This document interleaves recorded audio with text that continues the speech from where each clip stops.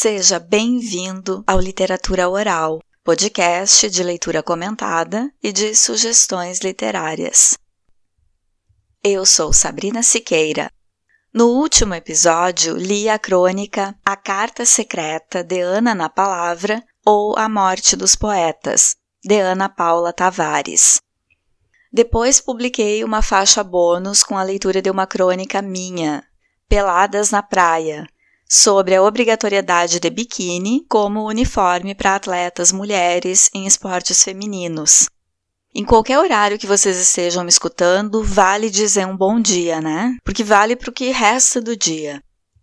Então, bom dia para quem sabe que o nosso sistema eleitoral com urna eletrônica é muito melhor que voto impresso. É uma evolução em relação ao voto em papel. Bom dia para quem tem coragem de mudar de ideia e mesmo que tenha se enganado e votado num candidato ruim, quando se depara com as atrocidades do eleito, muda de opinião e não vai mais apertar o número dele na urna eletrônica. Hoje vou ler o conto O Homem do Furo na Mão, de Inácio de Loyola Brandão, em homenagem aos 85 anos do autor, em 31 de julho. Inácio de Loyola Brandão nasceu em Araraquara, São Paulo, em 1936. É jornalista e escritor, membro da Academia Brasileira de Letras e vencedor de vários prêmios literários. Brandão é autor de romances importantes da literatura brasileira, como Zero, de 1975, e Não Verás País Nenhum, de 1981. E também de literatura infanto-juvenil, com O Menino que Vendia Palavras, de 2008, e Os Olhos Cegos dos Cavalos, de 2015, entre outros. O conto O Homem do Furo na Mão é de 1987 e fala de segregação e intolerância com o diferente. Na época em que o conto foi escrito, como é que estava o Brasil? Em 1987, o presidente era José Sarney, vice de Tancredo Neves, que assumiu porque este morreu. A ditadura militar tinha acabado de terminar em 1985. Há quem diga que não terminou até hoje. Mas esse vice, Sarney, era do agrado dos militares, ele era de direita. Eu tinha 7 aninhos. Os salários estavam congelados. No dia 1º de agosto, Lula é lançado candidato à presidência pelo PT. Viria a se eleger somente em 2002. Em setembro, é encontrado Césio 137 num ferro velho de Goiânia, um elemento radioativo que contaminou pessoas que mexeram naquele pó azul brilhante. Teve um monte de reportagens sobre isso, foi uma tragédia. Pessoas morreram, outros adoeceram. Esse era o Brasil de 1987, quando O Homem do Furo na Mão foi escrito. Vamos à leitura?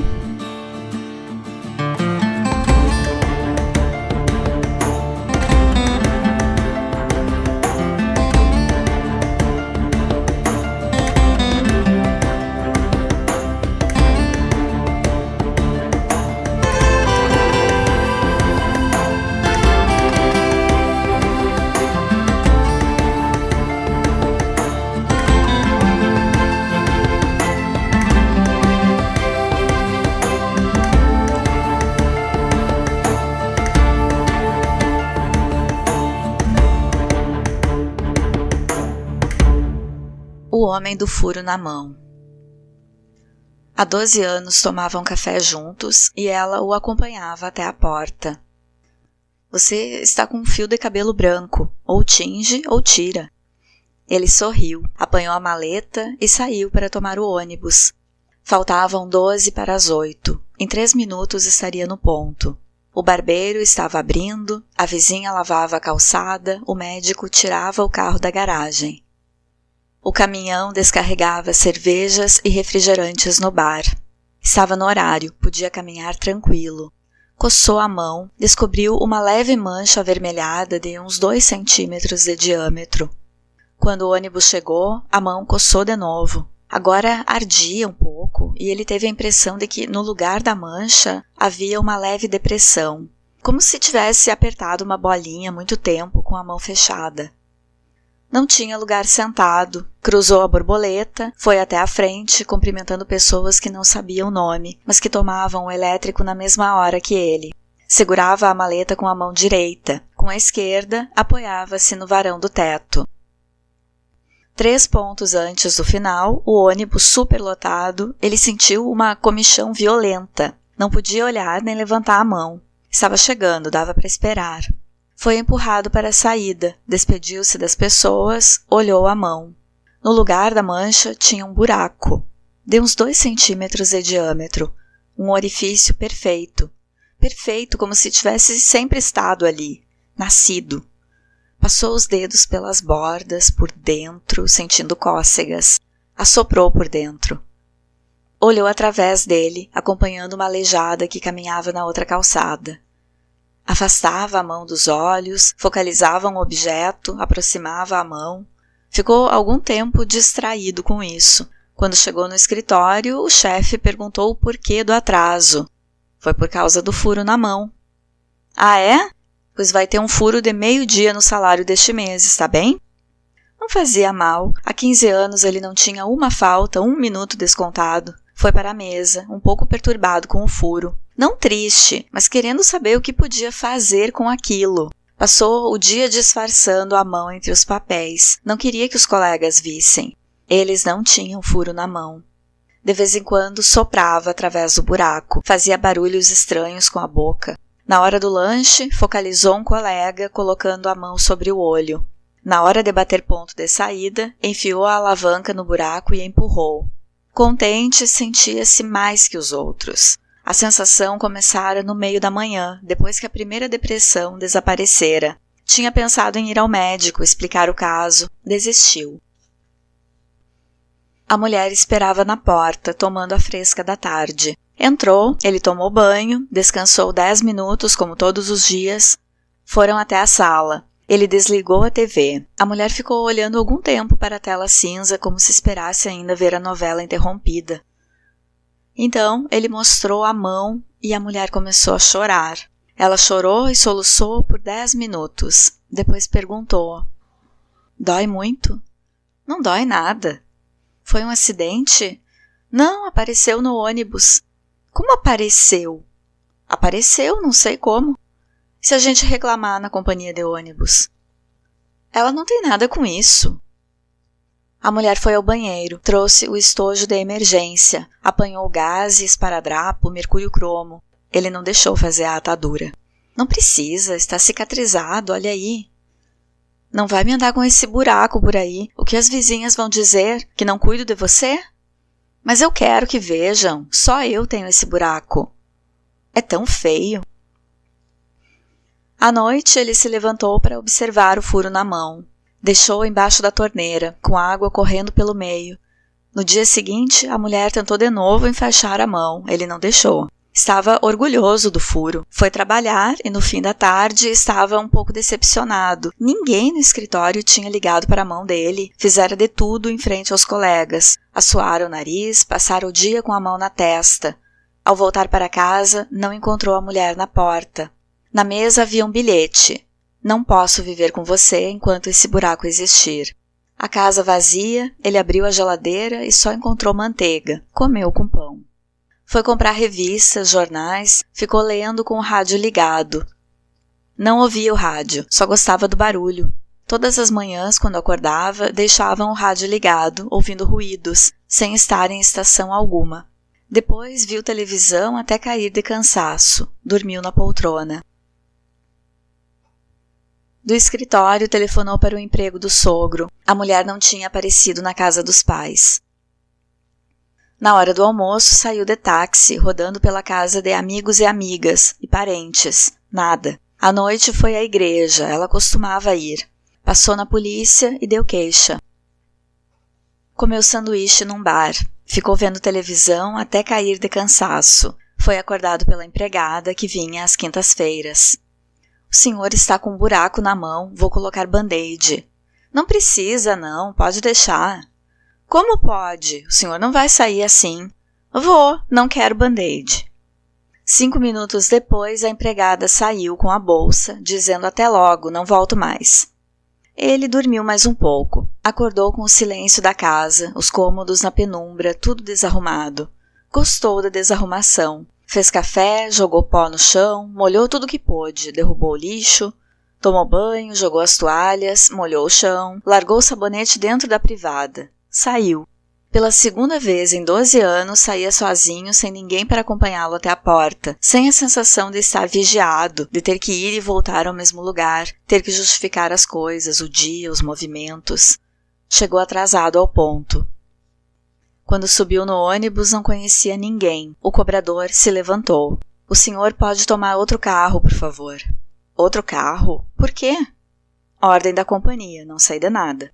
Que coisa ridícula, ordem da companhia. Não vou tomar outro, vou nesse mesmo.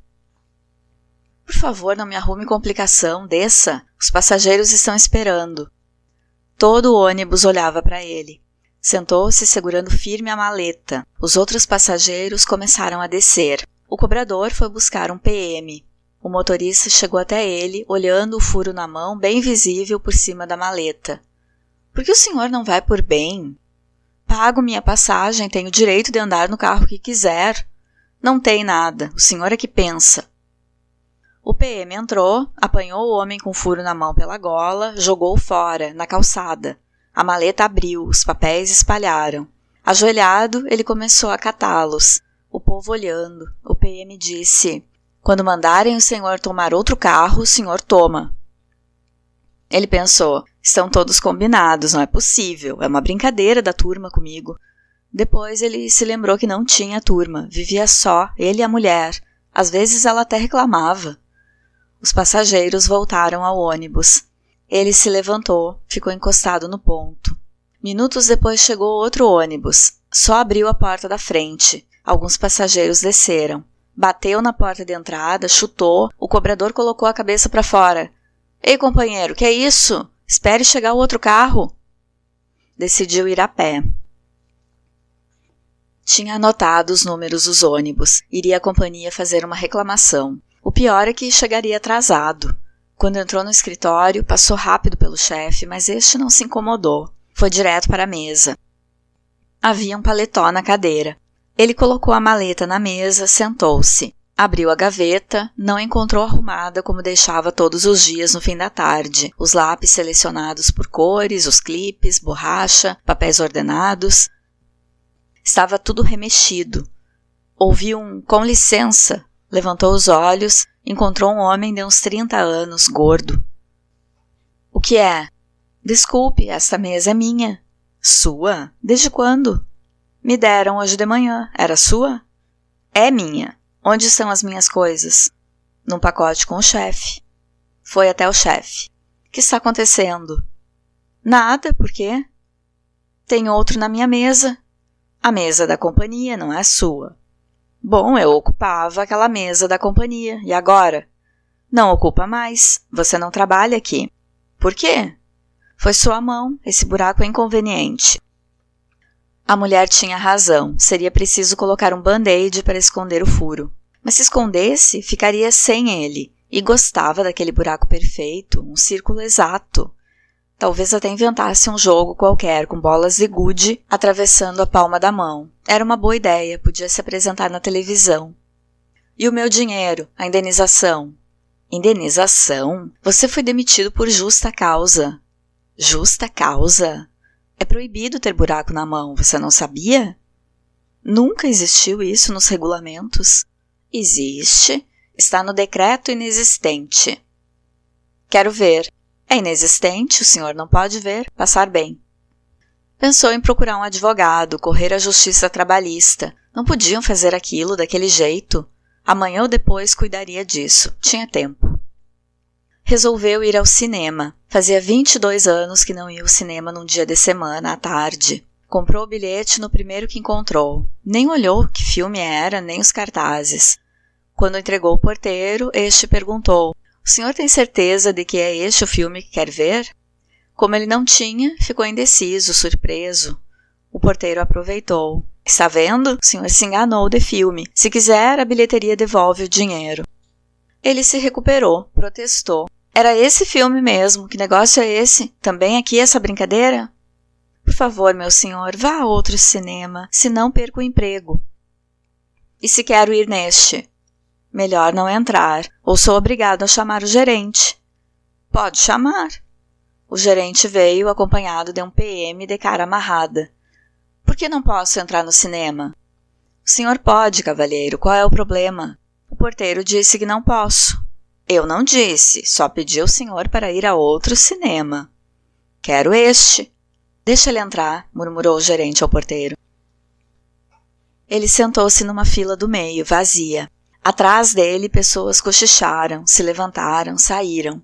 De instante em instante, uma pessoa saía da sala. Ele não prestava atenção, apenas achava muito barulho e movimentação. Devia ser sempre assim nas sessões da tarde. Quando a fita terminou, só tinha ele na sala. Resolveu fumar um cigarro. Na sala de espera, 4 PMs se dirigiram a ele. Quer nos acompanhar? Onde? Não tem que perguntar nada. Quando chegaram na calçada, os PMs disseram: agora vai andando quieto, sempre em frente, sem falar com ninguém, sem olhar para os lados. Vai? Ficou pela rua. Estranho, estar no meio daquela gente toda que se cruzava. Será que não estavam fazendo nada? Olhava vitrines, livrarias, agências de viagens, via homens de maleta preta. A maleta tinha deixado no escritório. Era disso que sentia falta, a maleta na mão. Mesmo quando não precisava dela, carregava. Fazia parte dele. Agora os braços estavam soltos, desamparados. Sentia uma tensão ao se ver na rua, àquela hora, no meio da gente toda. 2 vezes se surpreendeu caminhando em direção ao escritório. De repente, entendeu de vez que não precisava voltar lá. O alívio foi tão grande que ele começou a suar e se assustou um pouco. Era como se tivesse sarado de uma doença terrível depois de ter estado à beira da morte. Ou sair de dentro d'água quando já estava se afogando. Sentia-se amedrontado, uma sensação esquisita por dentro. Culpado de estar sem o que fazer, livre, andando para onde queria, tudo por causa do buraco. Olhou as pessoas através dele. O gesto de levar a palma da mão à frente do olho estava se tornando um tique.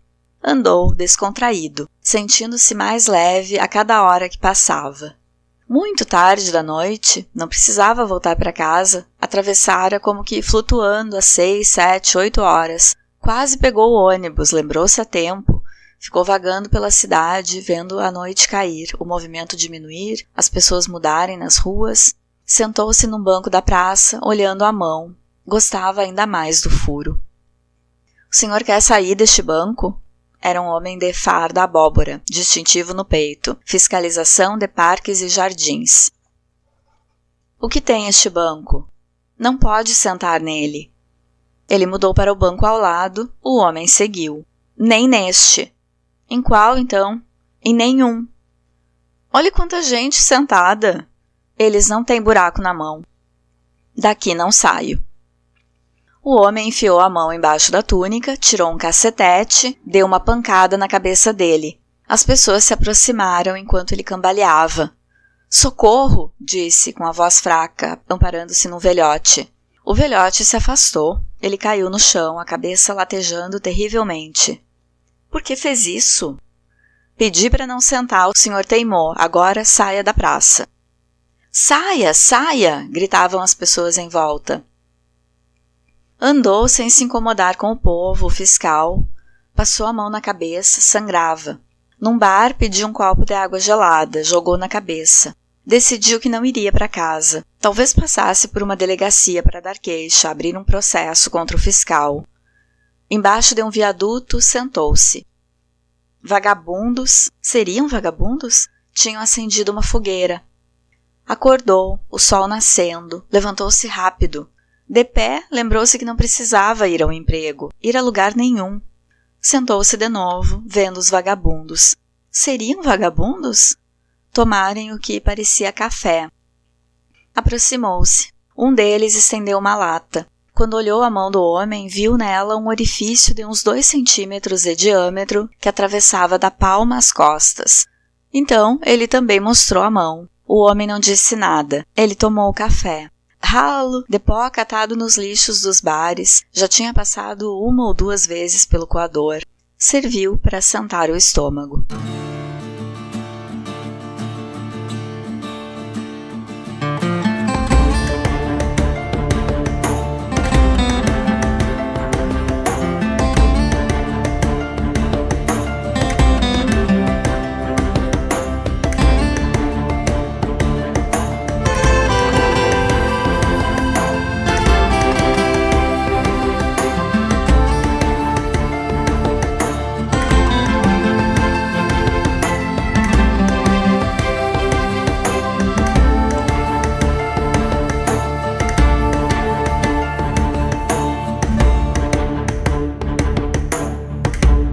partir de uma situação surreal, o leitor pode experimentar um estranhamento. Nesse conto de Inácio de Loyola Brandão, o inusitado está em uma situação cotidiana, sugerindo que qualquer um de nós pode ser o diferente de uma hora para outra.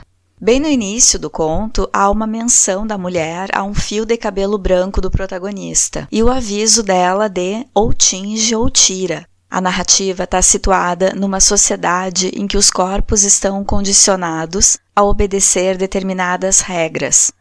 Devem se moldar ao que é dado como normal e aceitável, e os cabelos brancos, por exemplo, não são admitidos. Quando eles aparecem, as pessoas têm que tingir ou arrancar, porque eles não podem aparecer. Esse é o contexto do conto. Quando aparece o furo na mão, o protagonista, que não tem nome, não questiona o porquê do furo ter aparecido, não se assusta, não se preocupa. Ele logo se adapta e entende o furo como parte dele a partir de então.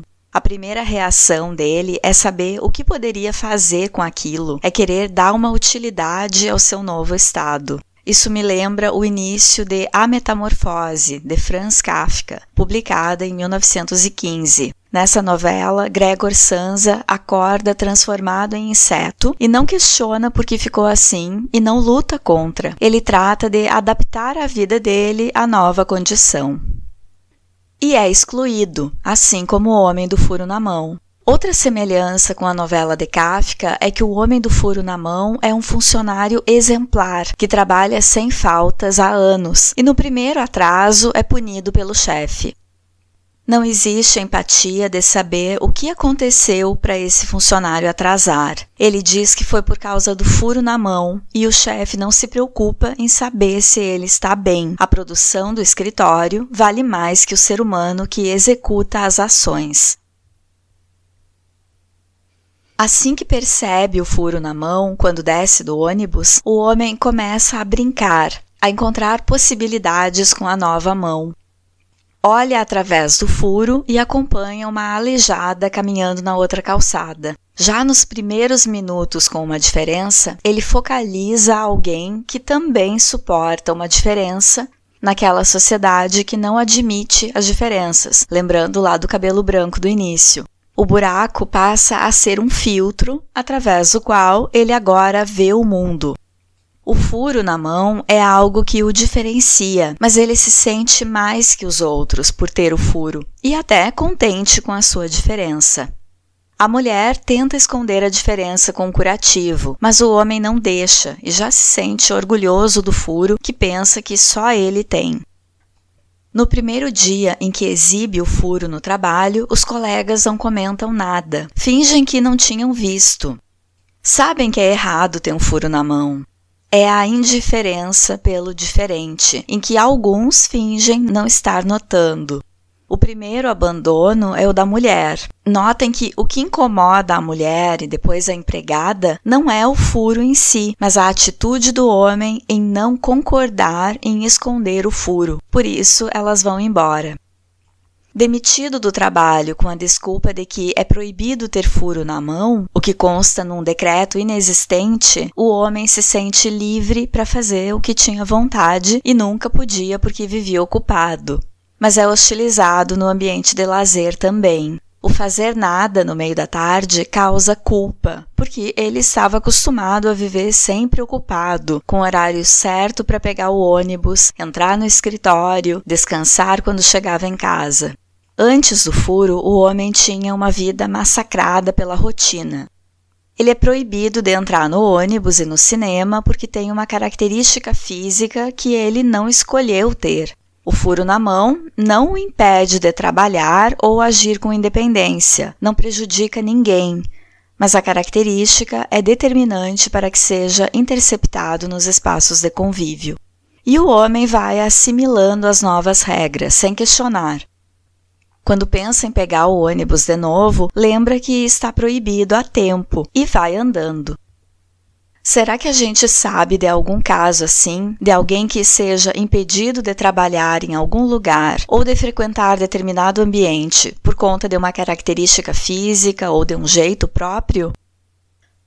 Esse conto pode ser lido como uma alegoria para alguma situação que a gente percebe? Seja discriminação racial, social ou com quem apresenta alguma diferença física, não é algo que tenha acontecido em algum tempo de era uma vez, né? A gente vê isso todos os dias ainda.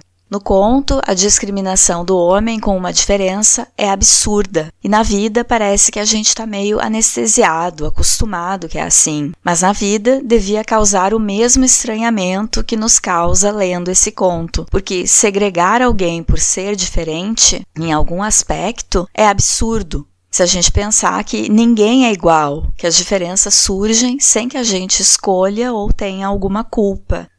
E que é muito cansativo ficar cobrindo ou arrancando os cabelos brancos, só para citar uma diferença. Quer dizer, ninguém deveria ter que se adaptar a uma suposta normalidade, porque essa normalidade é uma convenção, é uma imposição de um grupo que determina o que vai ser estabelecido como normal. Quando é desrespeitado, o protagonista pensa em recorrer às autoridades e à burocracia para reclamar e fazer valer o seu direito de cidadão. Mas sempre que uma autoridade aparece, é para reforçar a segregação e a condição de infrator que lhe é atribuída por apresentar uma diferença física. Hostilizado de todos os lugares, ele se vê embaixo de um viaduto com pessoas que antes julgaria serem vagabundos, mas que o filtro do furo na mão, pelo qual ele agora vê o mundo, já o faz questionar se seriam mesmo vagabundos. Afinal, ele não era vagabundo, ele queria trabalhar, queria pegar o ônibus e ir para o emprego e não deixaram, em função da sua diferença. E foi assim que ele chegou ali, embaixo do viaduto. Isso faz o homem pensar que talvez os outros também não estivessem ali porque não quisessem trabalhar, e sim porque foram empurrados pela sociedade discriminatória. Talvez quem está na rua, vivendo embaixo de um viaduto, não esteja ali porque queira. Eu duvido que alguém queira isso. Talvez a discriminação e a falta de oportunidades não tenham lhes deixado outra alternativa. E ali, entre os excluídos, embaixo do viaduto, ele descobre que não é o único com furo na mão.